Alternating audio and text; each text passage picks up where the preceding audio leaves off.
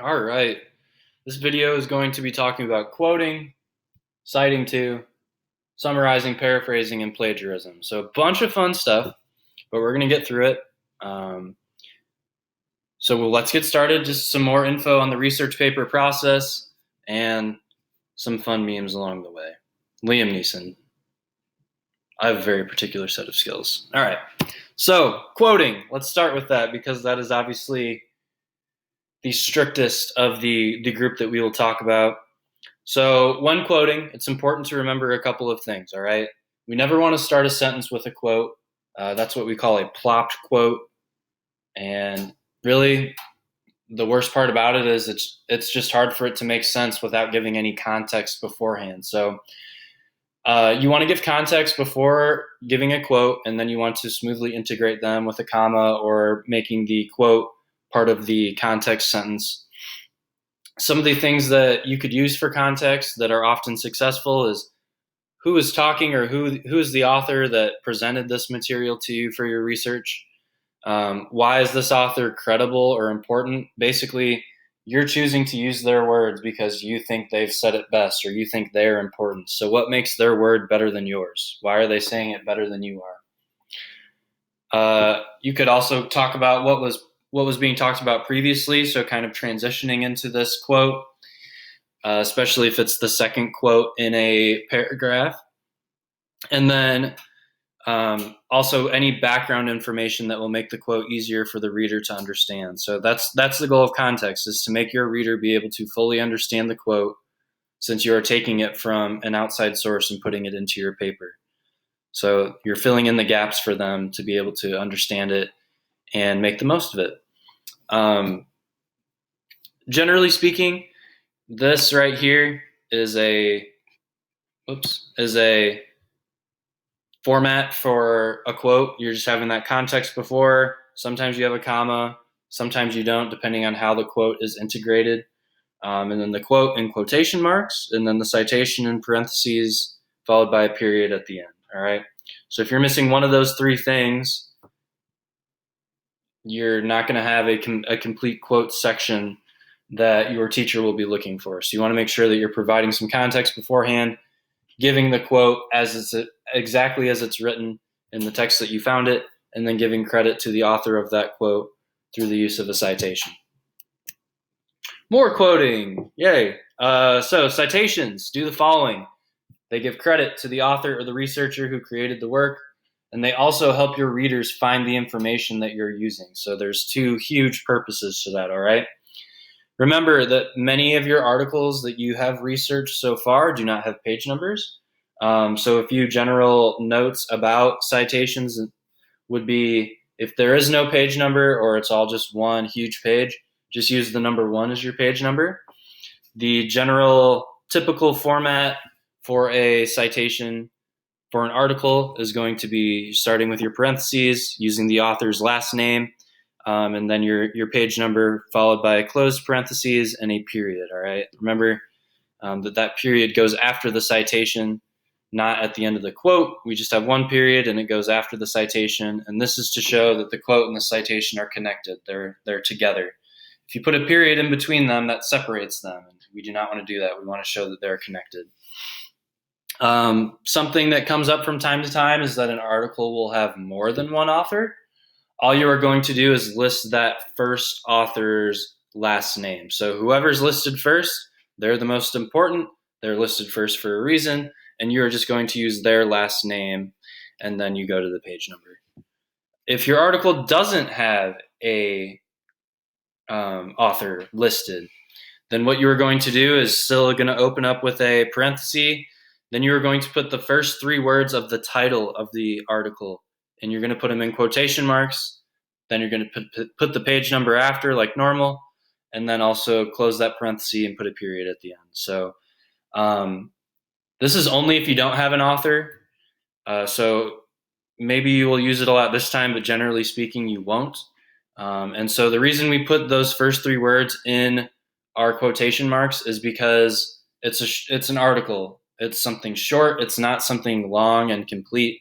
So something like a full-length book or a movie is going to go in italics, that slanted text. and then something shorter, a short story, an article, stuff like that is going to go in quotation marks. And that is just a way to show your reader right off the bat, this is what kind of text that I'm dealing with, all right? If you happen to have two articles with the same first three words in their title, then you just write however many words you need to of the title until there's a different word. So it's easy for your reader to differentiate between the two sources. Quoting again, still going. Quotes are used to help prove your argument, not to be your argument, all right? So by this I mean quotes should not take up the entirety of your body paragraphs. You should have much more of your own ideas and your own work written in a paper than quotes. Quotes are helping you to prove your point. Quotes are not your point, okay? So the most important part of your essay is going to be your links, where you are explaining the significance of the quote, what the quote means, and then how it's proving either your topic sentence or your thesis. So that is the most important part. That's your ideas coming to fruition. The quotes are just a means to get to that point, all right? So if you can't explain the connection behind your quote or why it's important or what it's helping you prove, then that quote is meaningless. And like Obi-Wan here says, then all is lost, all right? So if a quote is long, like, wow, this is a great quote, but it's really long, but you still think it's really valuable, find the most important sentence or two from that quote and then summarize the rest of the quote as context beforehand. So you can still use a lot of that information, but it's not all just directly copied from a source.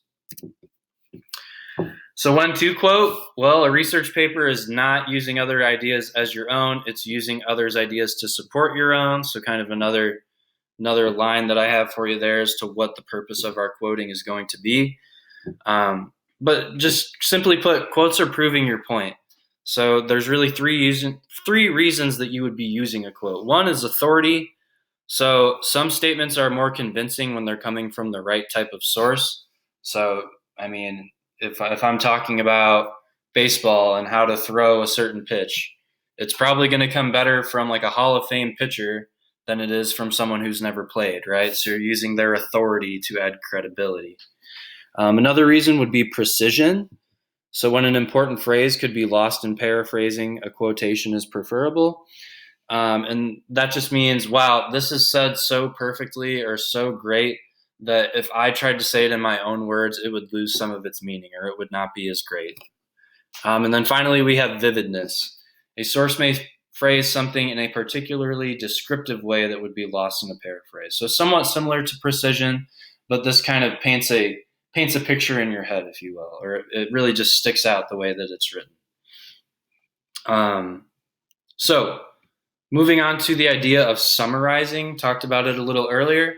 Summarizing provides a brief overview of a large chunk of text. So like I said, if you have a huge piece of text that you want to quote and it's all great, find the best parts of it and then summarize the rest. You're putting that big chunk of words into your own words, all right? So some good times to summarize would be if you're going to be telling a story, when the author has a long argument that you want to build on, if you're providing background or an overview, so some context, or if you're trying to introduce the source and the main idea of it before you get to that quote. So oftentimes summarizing is going to be very useful in the context area of a body paragraph. So a quote really shouldn't be any more than 1 to 3 sentences. 3 sentences is awfully pushing it. Anything more than 3 sentences, you're going to have to use what's called a block quotation, which is a completely different format. So for this, we're going to avoid that. And instead of using a block quotation or a super long quote, we're instead going to summarize parts of information from our source's context and then write the best part of the quote after. So moving on to more summarizing. If the exact way the author wrote something is not directly important to your argument, then summarize it. Use it as context. Summaries should still not be more than a few sentences. So 3 to 4 at the absolute most. You're still writing about someone else's ideas here. You're not really saying anything new. You're just taking what's written and saying it in a different way. And summaries will still need a citation at the end because even though there's a summary and it's written in your own words. It's based off of someone else's work or someone else's ideas. So you need to give credit to them, because without having read that, you wouldn't have been able to come up with that on your own. If you're summarizing and then quoting from the same source, that citation at the end of the quote will do the trick. So you can always mix them together. This citation format is the same for a summary as it is for a quote as well. So you already know how to do that. We talked about that earlier, and we practiced that throughout the term. So simply placing a citation at the end of the summary and then putting a period after the citation as always to show that that citation is connected. And then we have paraphrasing. So pretty similar to summarizing, but really summaries are for longer parts of work. Paraphrases are for shorter parts of written work. So getting kind of technical here. They're usually about the same length as the quote that you're basing your paraphrase off of. These should not be any longer than 3 sentences, but can be as short as 1 sentence. Once again, you're taking someone else's words and you're putting it, same idea, but you're putting it into new words, but just in a smaller scale. So the purpose of a paraphrase is going to be taking someone else's ideas, putting it into your own words. Once again, great for context. You may even need to do this afterwards in your link to help explain what the quote means or what the quote is saying. And really, if you can put something into your own words, it shows that you understand. You know what it means. And if you know what it means, you're able to have an opinion on it and share some more. So if you don't understand what a quote means and you're not able to paraphrase it, probably not a good choice to use, because if you don't know what it means, your reader's definitely not going to know what it means, or it's definitely not going to seem helpful to your argument. Paraphrases should be more detailed than a quote because you're adding to it, you're making it your own. They can work as a good replacement for quotes, and they can also be paired with quotes. So very similar to a summary as well. You still need to cite a paraphrase. Same idea as a quote or a summary. You're taking someone else's idea, and even though you're putting it into your own words, you still got that idea from someone. So the same reasons and the same organization for the need and way to cite a paraphrase. One note. So quotes, summaries, paraphrases, they're not valued as one being better than the other. They're all really equal. We are choosing to practice quotes at this point in time because it is the most complex form of writing of the three. And it's the most technical as far as formatting goes as well. So I want to make sure that you are able to get that format down, because you will need that later on in the future. So that's why we're putting such a heavy emphasis on quoting, but summaries and paraphrases still are very valuable and helpful to your argument. Plagiarism. Oh no, that's terrible. It is. It's not good. So plagiarism occurs when a person uses the work of another without giving credit. All right, it's cheating. It goes by many different names, but it can happen in many different ways as well. Well, something we've probably all heard of before, just copy and pasting someone else's work, whether it's a fellow student or something you found online or whatever it is, just blatantly taking someone else's work, no different words, you didn't change a thing. Plagiarism. Copy and pasting, changing a few words, so if you're paraphrasing perhaps, but still pretty much everything's the same. Plagiarism. Paraphrasing the idea from another, all right? So taking someone else's idea, even though it's your own words because you're paraphrasing, it is still someone else's idea that you would not have had on your own otherwise. Plagiarism.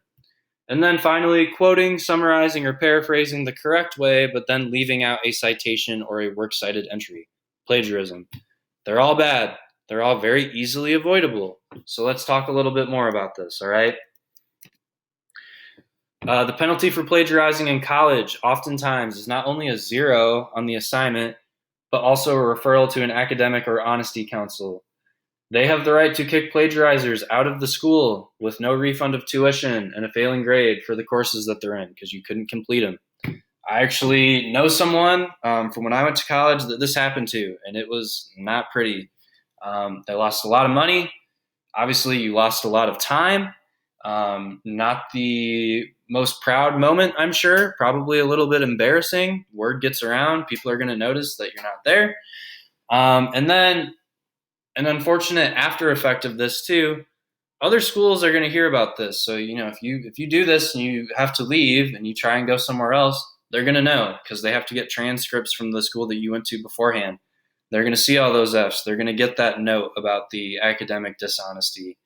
It's an absolute mess, and really it's hard to find another place to go after that. So it's just not worth it, is really what it boils down to. Whether it's middle school, high school, college, PhD, whatever, it's not worth it. And it's very easily avoidable by just using citations and obviously managing your time wisely. But sometimes people plagiarize on accident, and sometimes those people don't get cut breaks. It is what it is. It's something people are expected to avoid. You're expected to know how to do the right thing, which is citing your sources and how to properly do so. So that's why we're practicing that here with such frequency and such vigor. And that's just because it's important, and making a mistake could lead to some major consequences. So we want to avoid that. All right. So that's why we're being sticklers about this. And that's why we're trying to get these formats down. So you don't have to worry about it later on. You know what you're doing. And so there's no accidents. And then you obviously will stick to your guns about doing the right thing as well. So just a couple more notes on plagiarism as I'm starting to wrap things up here. So putting multiple things from different sources into the same paraphrase would also qualify as plagiarism. You got to give credit to every source you use, regardless of how small that use would be. Using a paper you've used for another class or an assignment for another class, even if it's the same class, if you can use the same thing twice, that's plagiarism because you're using your work from something else. That's academically dishonest, all right? So that is also a big no-no. Using something that is common knowledge, for example, the holiday of Christmas is on December 25th. Christmas is the holiday that celebrates the birth of Jesus Christ, all right? Like, that's common knowledge. That's not something people need to often go and look up. You do not need to cite common knowledge. You don't need to find a source for common knowledge. So things that are just blatantly obvious or well known, you do not need a source for, all right, or a citation. And the only way to truly avoid plagiarism is to just simply give credit to the sources that you use. There are no shortcuts. You got to learn how to use those in-text citations. We got to learn how to do that works cited and that bibliography page. That's the quickest way because it's the only way. So that's what we have. That's what we have to combat plagiarism and all the negatives that go along with that. All right. All right. So that is all I have for you.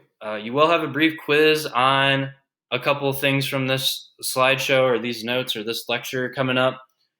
So if you need to go back and check anything out, the slides are going to be available to you in Classroom. They're posted there for you to check in on at any point throughout the term. And just make sure you obviously continue to have a charged Chromebook, as we'll be using that for the quiz. So it'll be an online quiz, and then as well as continuing our research process, whether it's our source sheets, our outline, drafting, anything like that at all. We're going to need that Chromebook, so keep that charged and keep it up. So Will Smith, Michael Scott, Dr. Evil, and I wish you a good rest of the day. We thank you for watching, and I'll talk to you soon. Let me know if there's anything I can do to help. I'm here. I'm happy to help. I'm ready to do whatever I can, so just let me know. Thanks, and have a great rest of the day.